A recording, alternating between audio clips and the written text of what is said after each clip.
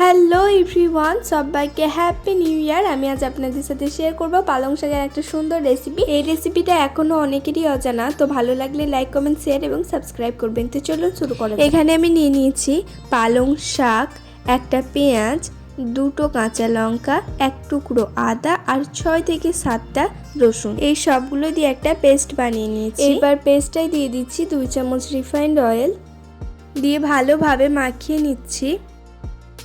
দিচ্ছি half cup মতো ময়দা দিয়ে একটা সফট ডো তৈরি করে নিচ্ছি। লুচি বা পুরিতে যারা একটু লবণ দিয়ে খেতে পছন্দ করেন তারা এই মাখার সময় অল্প একটু লবণ অ্যাড করতে পারেন। সুন্দর সফট একটা ডো তৈরি করে নিয়েছি। আর এখানে মাখার সময় আমি একটু জলের ব্যবহার করিনি। এই কাপটার 1 কাপ ময়দা আমি এখানে ব্যবহার করেছি। এবার এই ডোটাকে আমি 10 মিনিট ঢাকা দিয়ে রাখছি। ফিরে এলাম 10 মিনিট পর। ডোটা আরও একটু সফট হয়ে গেছে। এটাকে 10 মিনিট আমি একটু ভালোভাবে হাতে করে মাখিয়ে নিয়েছি। মাখিয়ে নেওয়ার পর ছোট ছোট করে লেচি কেটে নিয়েছি। লেচিগুলো সুন্দর করে গোল করে নিয়েছি। তো চলুন একটা লুচি আপনাদের বেলে দেখাই।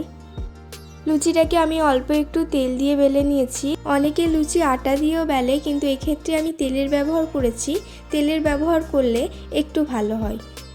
এদিকে কড়াইয়ে তেল গরম করে নিয়েছি। তো এক এক করে লুচিগুলো সব ফ্রাই করে নিচ্ছি।